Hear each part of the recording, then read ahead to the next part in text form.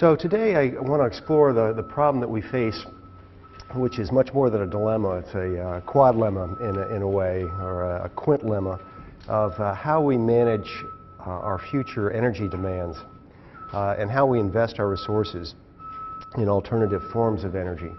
And I'm going to spend most of this session talking about the possibilities and limitations of nuclear power. And this will provide a foundation for the lecture on next Tuesday, which will be particularly directed at wind, but more broadly at renewables. So first I'd like to have you consider the distribution of nuclear power plants in the world and really reflect on where they're not located and their high concentration, particularly in the eastern, midwestern part of the United States, but also in Europe. So within the U.S., you see that they're really concentrated up in the northeast, but also south and nearby Chicago. And California is quite striking in that in 1976, the state of California enacted a moratorium against new nuclear power plant development. If you look more closely at Europe, and particularly at France, you can see a very high dependence in some nations in the European Union on nuclear power. France now receives approximately 75% of its power from nuclear plants. And inside the United States, also there's quite a bit of variability and reliance on nuclear.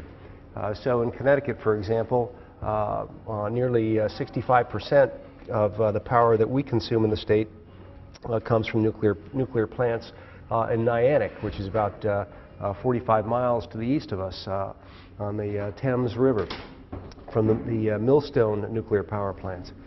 So it's quite curious how different parts of the country, different economies have treated nuclear power, and explaining the cultural predisposition to accept the risks and accept the costs is not an easy thing to do. So just so you have an overview of the status of the nuclear industry in the world, there are about 436 different reactors that are operating in 30 different countries. 50 reactors are now under construction, mostly in Asian nations. And within the U.S., there are proposals for 20 new reactors. And of these, 4 to 8 may be online in 2020. China has 11 online at present, with 22 under construction, and is the nation where nuclear development is most rapid in the world. Within the U.S., the operating licenses that have had limits placed on them of operating licenses of between 30 and 40 years, most of these are going to be granted operating extensions. And the concern was that the plant or the infrastructure would not have the capability of lasting longer than 40 years at the outside. But they're finding that the engineering integrity of many of the plants is higher than they thought it might be. But this basically is a short-term lease on the problem of decommissioning these nuclear plants, and also what we'll be talking about in a few moments, which will be the problem of managing nuclear waste. The MIT report, the faculty report that was issued in 2003 and then recently updated that we've asked you to read, has some really, I think, important lessons and conclusions embedded within it. So they concluded that after 5 years from 2003, so this is 2 years ago, no new plants are under construction in the United States, and insufficient progress has been made on waste management. The sober warning is that if more is not done, nuclear power will diminish as a practical and timely option for climate change risk mitigation.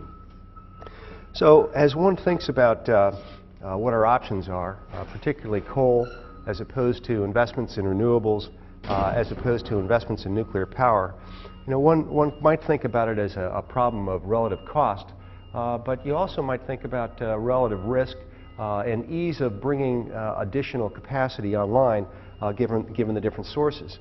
And underlying this, I think, is an underestimated cultural factor, which is what we worry about in the United States, and our predisposition to remember not just Chernobyl, but also what happened at 3 Mile Island in 1979.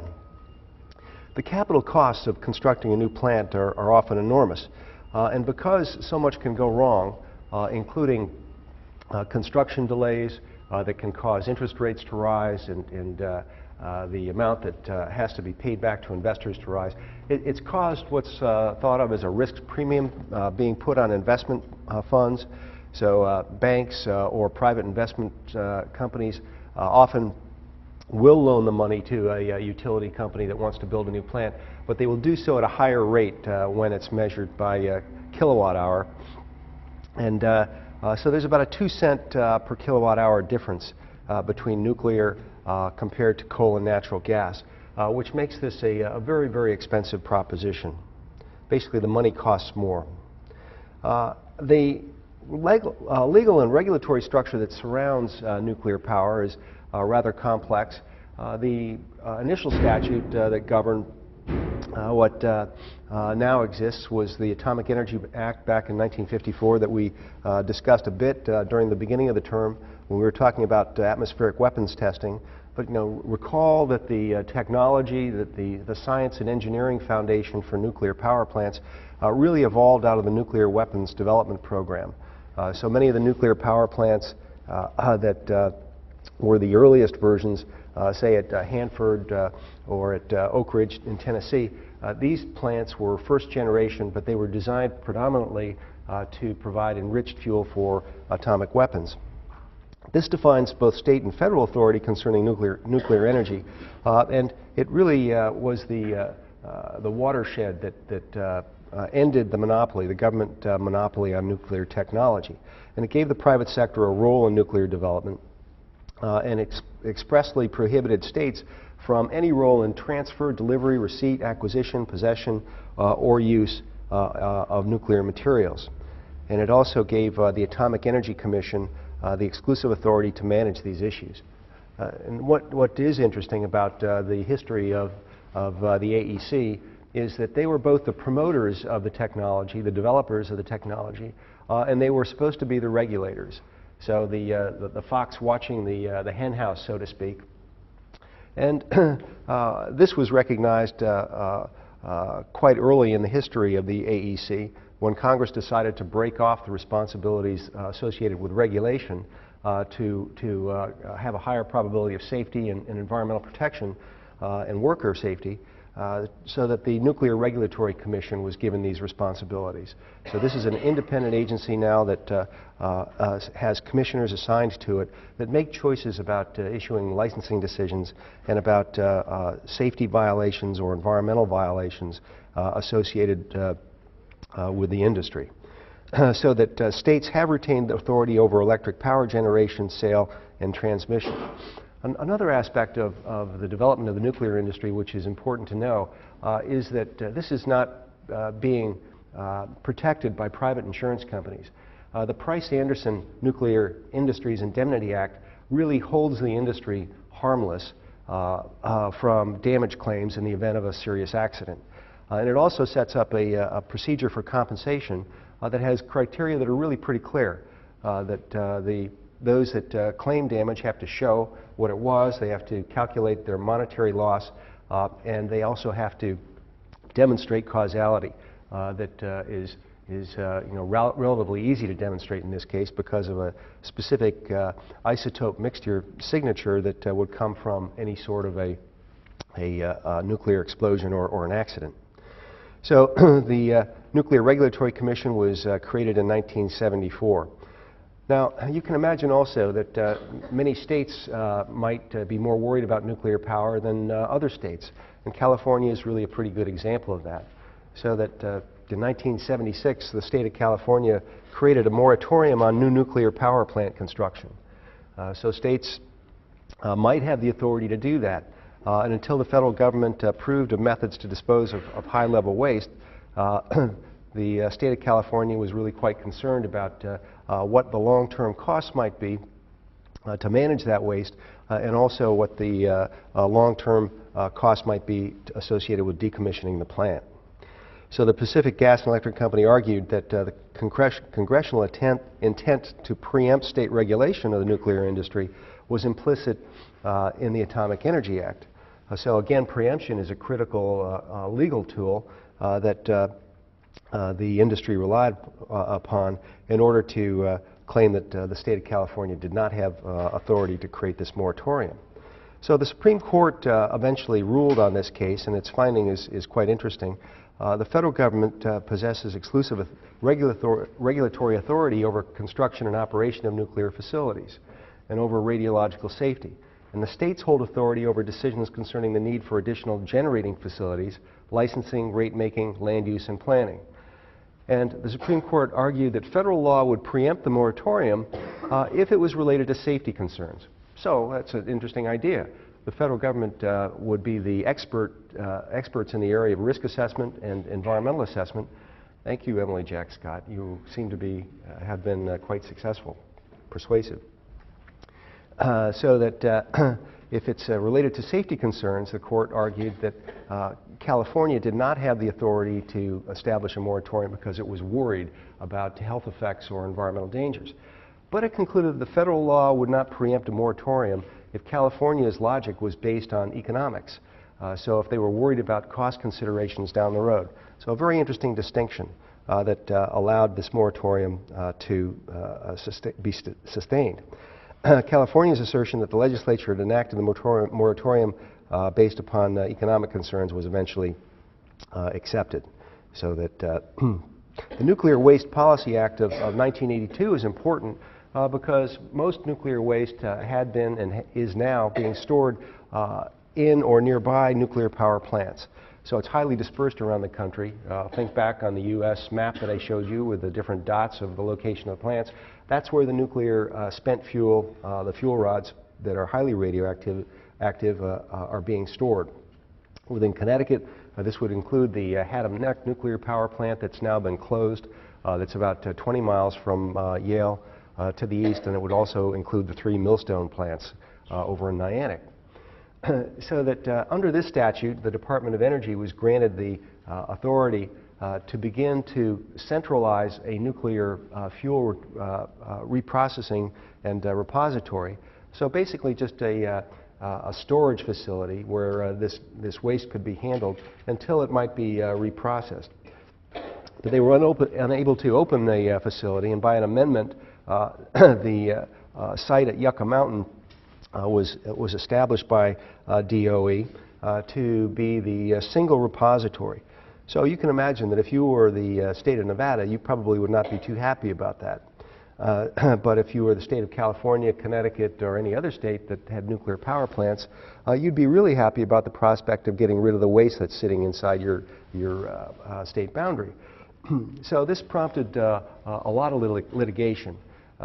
Litigation on the part of Nevada that did not want the repository to be located there, and litigation on the part of other states, including the state of Washington most recently, arguing that they wanted their waste taken to this power plant, and that the Obama administration did not have the right to decide that this storage facility should not open. When one thinks about the location of either the plants or the storage facilities, you need to think carefully about evacuation requirements. So before the 3 Mile Island accident in Pennsylvania, the emergency response plans by nuclear power plants in the U.S. were voluntary. That's quite striking, given what the Atomic Energy Commission and the Nuclear Regulatory Commission understood about the potential for these nuclides to move over long distances being transported in the air. Now the plans have to cover a 10-mile radius. Now think about that, 10 miles, would that be sufficient? Well, we're about 20 miles from the nearest nuclear power plant here, but if you think about the Indian Point nuclear power plant outside of New York City, then you need to think about the capacity to move tens of millions of people away from a zone that would likely be highly contaminated in the event of a meltdown or an explosion or a serious fire, such as existed at 3 Mile Island or at Chernobyl. So the Nuclear Point facility prompted Governor Pataki to commission a report to evaluate the evacuation plan, and criticized the communication between local agencies, the size of the area that would be affected by a release, and the plan's premises that an orderly evacuation rather than mass panic would likely ensue. It's kind of interesting because if you drive around Connecticut within 10 miles of the nuclear power plants, occasionally you'll see a sign on the side of the road, sometimes very rural roads, that notify the public that this is part of an evacuation route in the event of a nuclear accident. So that the capacity to move people away from a contaminated zone, to be able to predict how that zone might vary given weather patterns, it really is quite limited. Also, there was no consideration of the probability or likelihood of a terrorist attack at these plants, and this raised the possibility that there ought to be aerial surveillance, that there ought to be planes that are flying nearby these nuclear power plants, as there was shortly after the 9/11 terrorist attack in New York. So that the Commission reported that any plant adjacent to high population areas should have different requirements than plants otherwise situated, because protective actions are more difficult and the consequences of failure or delay are higher. And the planning problems are more serious because of the large population concentrations. So, jump ahead here. The core problem associated with waste is radioactive half-life. And the key concern is over plutonium. And there are 270 tons of separated plutonium from reprocessing of fuel rods around the world that now are sitting at sites and being stored. And it has a half-life of roughly 24,000 years. So when engineers and safety experts were thinking about the problem posed by Yucca Mountain, this is the mountain in Nevada, where the storage facility has been partially constructed using about $9 billion of taxpayers' money. So that the problem really here was, how do you ensure the integrity of a storage facility for nearly 1 million years? And they chose this site because of its remoteness. Poor Nevada. Remember, Nevada was also the site of the atmospheric weapons testing facility, the largest and most often used in the U.S. And they designed a machine that would bore into the rock and create a tunnel within which either canisters would be stored as dry fuel, or they could be stored in water. So the fuel is highly radioactive, and it's cooled in pools of water or in these dry casks, and it's currently stored at 66 sites in the U.S. This is what one of the storage facilities might look like, in that honeycombed set of boxes that you can barely see in the bottom of the pool over here. That's how they store the fuel rods side by side. By the way, it also creates radioactive water, so that the amount of liquid waste that is contaminated is far larger in volume than the amount of waste that is either low-level or high-level waste. So it was also curious that if you're projecting out a risk management strategy over tens of thousands or hundreds of thousands of years, what happens if something occurs and society no longer speaks a language that is understood today? What if some massive accident occurred, nuclear war, whatever it is, that leads whatever society exists that stumbles across this plant to recognize it? Kind of interesting. It was in a way, it was a labeling issue. How do you communicate risk, not using language, but using symbols instead? So the Department of Energy commissioned anthropologists to think about different forms of symbolism, and they went back and looked at what symbols would best convey the idea that there was something extremely dangerous nearby or to stay away. And the symbolism that is chosen is not represented here, but the nuclear symbols that you see in the upper right-hand side of this slide are those that are commonly used by the nuclear industry. But you can imagine that if you'd never, if you did not know the culture today, if you'd never seen any symbol on the side of a truck, for example, sometimes trucks have some of these symbols, that you wouldn't have any idea what this meant. The symbols on the lower right are symbols that are commonly applied for industrial and worker safety situations, whereas the symbol on the left is several hundred years old. So that I mentioned a lawsuit. This most recent lawsuit this year, this spring, by Washington State versus the Department of Energy, was designed to encourage the federal government to keep the Yucca Mountain repository viable. So the Attorney General McKenna made the right decision to file his lawsuit today to stop the Obama administration from closing down Yucca Mountain. Now, another problem with nuclear power is the potential for proliferation of nuclear weapons. So one might think that we need to think about an international strategy to control the distribution of nuclear fuel. So processed nuclear fuel could be further enriched to form a weapon grade that could produce nuclear weapons. So the International Atomic Energy Agency and several other private organizations banded together to encourage the creation of a nuclear fuel bank, so that the G8 has been proposed to constitute this bank and be responsible for the dissemination of nuclear fuel and then for its recovery once it's spent. In this way, they would have a collaborative attempt to try to manage the fuel. Thinking also about the MIT faculty's conclusions regarding safety, they ended their report saying that parallel with improved operations, the safety record of the nuclear industry has really been quite remarkable in the last 20 years. And it plays, the nuclear power industry displays by far the highest capacity factor among all generation technologies, providing now about 20% of the U.S. electrical supply.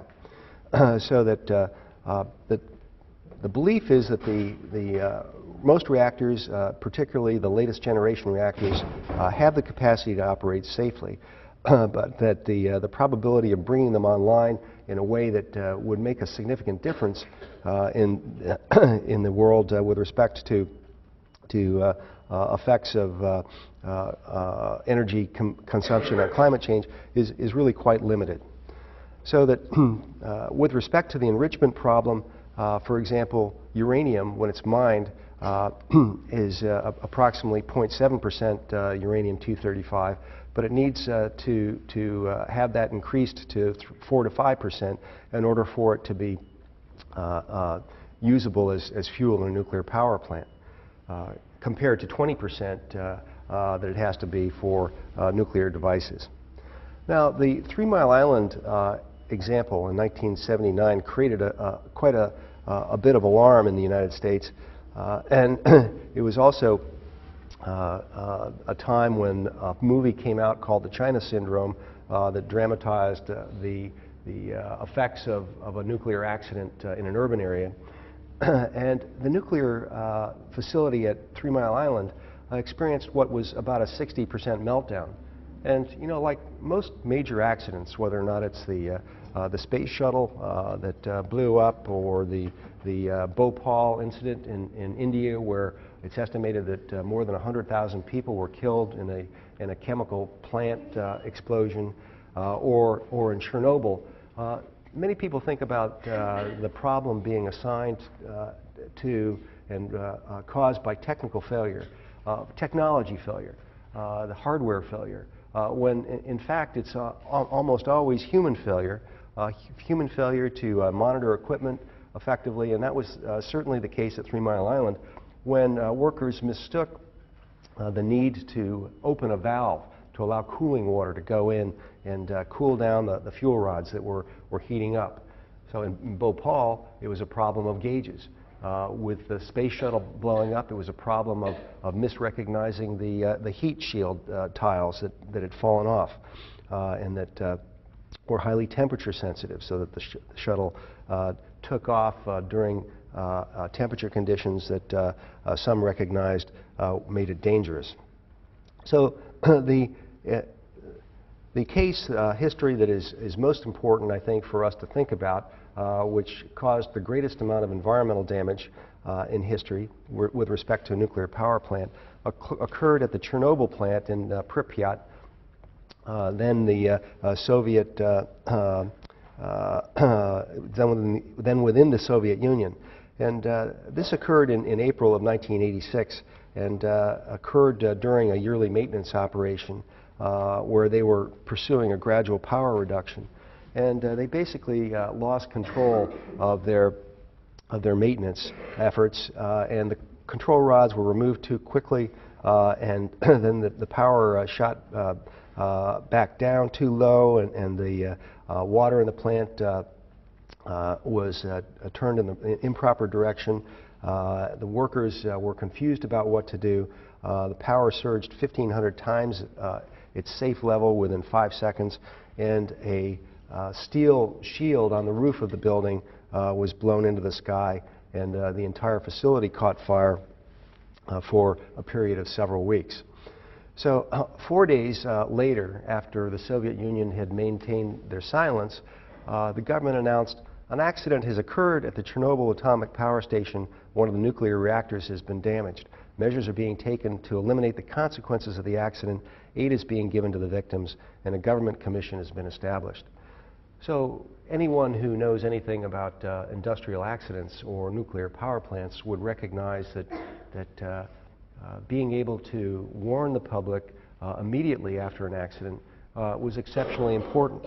The only nuclear event that this could be compared to was one at wind scale, now known as Sellafield, in the northern part of Great Britain, where in 1956 there was a fire in the plant and a significant amount of radiation was released into the air, and the workers of the plant went out and commandeered the tractors and cars of farmers that lived in the surrounding area. And the farmers were standing in their field watching these workers basically drive away in a caravan as quickly as they could so that they could reduce their exposure. Again, no government warning, no attempt to evacuate the area, so that the failure to take action soon after an accident like this results in the population being exposed at the highest levels. So the Soviets then disclosed a certain leak of radioactive substances and then finally told the public that 200 people were hospitalized, but the water and the air in Kiev were safe. They were reassuring the public, in fact, at the same time that their Air Force was seeding the clouds in the area, trying to induce rain so that it could wash the radiation from the sky before it reached the Russian state, and also to protect the reservoir that is to the south of, or excuse me, to the north of Kiev. So finally, President Gorbachev in '86 came on the news one evening and said, "Good evening, comrades. All of you know that there's been an incredible misfortune. The accident at the Chernobyl plant has painfully affected the Soviet people and shocked the international community. And for the first time, we confront the real force of nuclear energy out of control." There are a variety of different stories and lessons here, but perhaps the one that is most sad is the way that workers were mistreated. The effects of being exposed to radiation in the absence of protective gear was very well known to the Atomic Energy Commission and to the Soviet scientific experts from their experiences with nuclear weapons. But other than potassium iodide pills and the normal kind of a suit that a fireman might wear as protective gear, they were left helpless, even though they were told to go in and try to put out the flames of the burning and charring fuel rods. So also the Soviets and others misunderstood the pattern of distribution of the radionuclides once they reached the atmosphere. So here you see April 26th, the white that you see in the right-hand side of the upper left air photo here is demonstrating the direction of the plume. By April 28th, the plume had reached up over Norway, Sweden, and Finland. By April 30th, you can tell that the plume was being dispersed and being blown back around northern Europe and eventually by May 6th, it had scattered itself pretty much all over Europe with a patchy kind of a concentration. And you remember the surprise on the part of the Atomic Energy Commission to the patchiness of the fallout, finding high levels of strontium-90 in New York and Connecticut when the cloud intersected a rainstorm. And this affected a fallout pattern that was really quite similarly non-uniform in Europe. And it took roughly about 10 days for this plume to make its way all the way around the world, moving across China and then the Pacific Ocean to reach the United States, when it became detectable in the milk supplies in states such as Utah and Arizona and California. So that the sensors that existed at that point in time were picking up contaminants eventually distributed around the United States and eventually the rest of the world.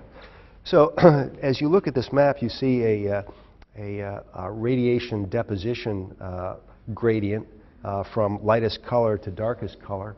And what's so striking about it is that you see the patchiness demonstrated here, where you have a significant deposition in Austria, a significant deposition in Finland and up in both Norway and in Sweden. And the distance, by the way, is probably about 600 to 700 miles, maybe about 800 miles from Chernobyl up to northern Europe.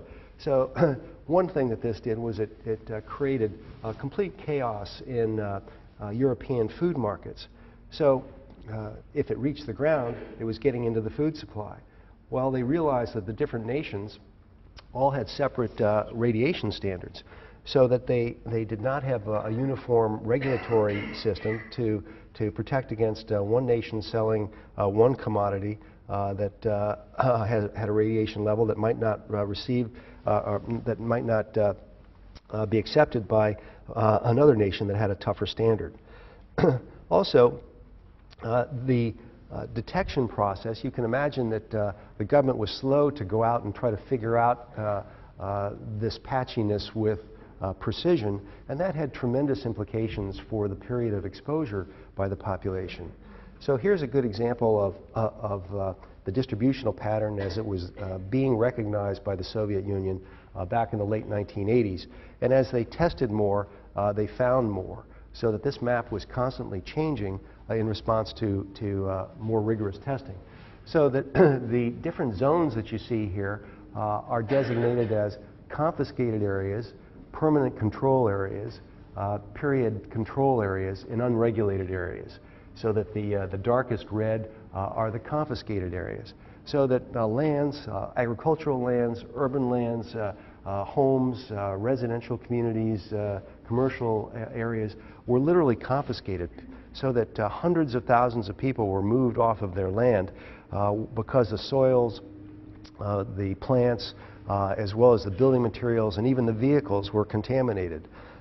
Hundreds of thousands of vehicles turned into hazardous waste, almost within a matter of days. So what to do with this area? What do you do with people that you're going to pull out of their homes? Well, they had to build new communities. And in some instances, they even built new communities in areas that were contaminated because they hadn't tested carefully enough. Kind of interesting, because it should ring bells with you with respect to the Bikini Island history, where the Bikinians were allowed to move back into an area that the government supplied funds for constructing new homes, and then they went in and tested that more carefully and found that they had to move out. So that the tension here is that the government will want to limit its own liability, its own costs for evacuating or for dealing with hazardous waste or for rebuilding a community. So it has very little incentive to disclose with precision the intensity of the concentrations. So in this case, the precision grew in response to international pressure, because they were finding the patchy, highly contaminated areas in many different European communities. And those different countries wanted to have international authority to take the Soviet Union to court so that they could be compensated for their losses as well. The construction workers that were trying to put out the fire and then deal with the contaminated areas would drive vehicles in, whether they were aircraft, whether or not they were cars or trucks such as this. The workers eventually were suited up in protective gear, and they had to wash down the vehicles as they left the site to keep the vehicles from tracking the radionuclides to different parts of the affected area. I mentioned that agricultural lands were obviously affected, especially those within the red zones on the map that you just saw. What do you do with contaminated lands like this? Well, you basically have to scrape the surface off of it and figure out how you're going to bury the contaminated material. So that, think about this, 76,000 square kilometers of contaminated land. And what about the forest lands? What would happen to the timber that were growing in the area? Well, they also absorb the radionuclides, and many of those trees are still standing. And many people would cut down the contaminated trees, cut the timber, saw it up, turn it into building material, and people would build their houses of it. There's a similar analogy to the way that the uranium mines created the fuel for the power plants, the way that those mines left waste of uranium mine tailings. So what do they do with that? Well, in some instances, they use the mine tailings as construction material for homes, and particularly on Native American reservations. So there's a very unhappy and costly history of how Navajos were living in homes that were built from cement products that contained uranium. So that the enormity of the effect of the contamination was just beyond anybody's expectation. Cars, trucks, tanks had to be buried, and there are many stories about how cars would be buried at night. They'd be dug up before dawn, and parts from those cars would then be removed and sold on a black market. So you all know that there's a very robust used car part market virtually everywhere in the world, so that these radioactive used parts were brought back, recycled back into circulation. In Sweden, it's interesting because the Swedes found out about this not because they were notified by the Soviets or any other nation, but because their workers showed up at their nuclear power plants and they started setting off alarms. So that the power plants in Sweden were shut down one after another, but not because there was a problem at their plant, but because the workers were walking in the door to the plant in the morning, and they had picked up the radionuclides that had been deposited on the streets or the sidewalks in Sweden, and that contamination had set off the alarms. That's when they started looking at weather patterns and trying to figure out what the source might be. There was no evidence that a nuclear weapon had been detonated, so they started looking at the location of nuclear power plants and were able to piece together the weather pattern over the past several days to pinpoint the Chernobyl plant. So that within several days, the radiation in Sweden was 1,000 times higher than it previously had been. So I'm going to jump ahead here to discussion about evacuation. Civil defense officials were finally able to convince the government and plant officials of the need to evacuate areas that were closest to the plant. But 36 hours had passed. And these are, if you look at the current charts about the periodicity of the release of the radiation, you find that this first 36 hours was a crucial period when that population should not have been allowed to stay in the area. So that they really had no plan. The government eventually was able to put together 1,000 buses and picked up first the children and then moved them hundreds of miles away to different camps. So as they studied the pattern of deposition, they found that their evacuation zone had been defined too narrowly. So the evacuation zone had to be continually expanded. So that by May 3rd, this was only about 6 or 7 days later, 45,000 residents had been evacuated from a 10-kilometer radius. Eventually, 210,000 people were resettled into less contaminated areas.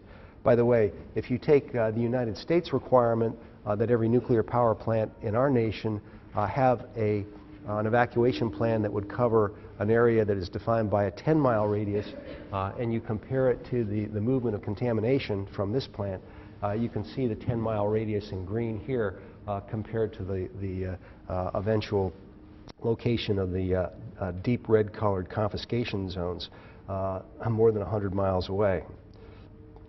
So I'm going to jump ahead here because I'm going to run out of time. The safety regulations varied quite highly among the different nations, leading to a chaotic set of bans. So that finally the Europeans decided to ban meat, live animals, and produce from all areas within 1,000 kilometers of the site. The economic consequences were enormous, so that the Austrian government banned the import of East Bloc milk, fruit, and vegetables. The Dutch Agricultural Ministry prohibited cattle grazing. The Swiss warned against providing fresh milk to young children. Italy banned the sale of its own leafy vegetables. And even the U.S. Was warning people not to go to several European nations because of the extent of the contamination.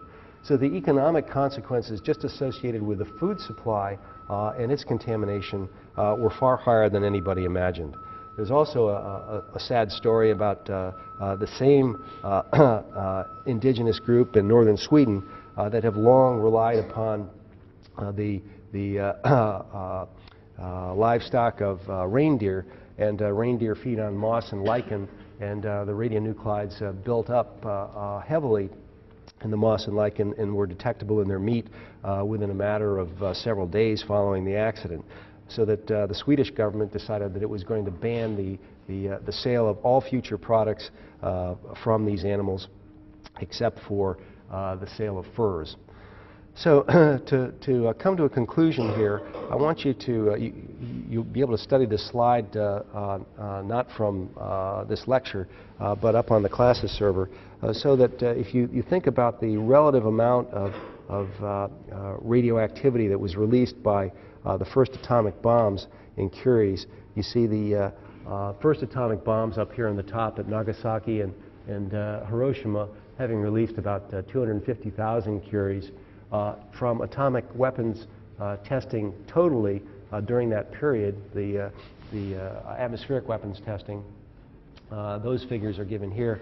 But then if you look down here at Chernobyl, you find that the estimates of exposure and the estimates of those exposed are really quite amazing.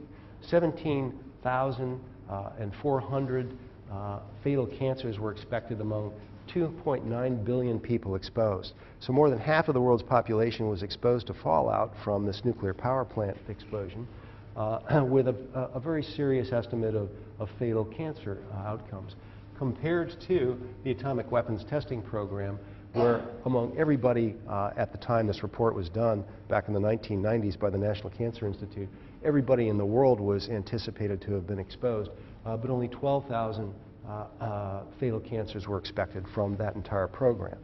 So that the magnitude of exposure, the magnitude of risk is associated with this kind of a failure has long been underestimated. And I'm going to leave you at this time with one other thought, because I opened the lecture saying that we're facing a very difficult decision among how to allocate our resources and investments in different kinds of fuels.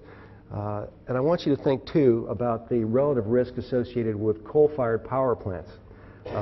We don't have too much time to talk about coal, but coal produces not just sulfur and nitrogen oxides, it produces particulates. And particulates, particularly in combination, particulates in combination with the sulfates, pose a very serious health threat. And many people don't realize that between 20,000 and 60,000 premature deaths in the United States alone every year are now attributable to coal-fired power plants. On a world scale, the number is far more significant. So these are deaths that are premature deaths, particularly among those that have background conditions of cardiovascular illness or other kinds of respiratory illnesses. So that premature deaths from this form of energy are far higher than have ever been accounted for with respect to the nuclear industry. So that coal has this image of being a relatively safe fuel compared to nuclear power, but I'm hoping to get you to rethink that. The nuclear waste issue, I think, is overwhelmingly persuasive to me that the nuclear industry should not be seriously encouraged. And I am disappointed and surprised by the Obama administration's support that came out just a few weeks ago for it. And on next Tuesday, we'll be talking about the future of renewables, and particularly the different kinds of legal strategies that have been employed, including tax strategies, different subsidies, different kinds of credit systems, in order to try to increase human investment in renewable sources. So have a great weekend and enjoy the weather.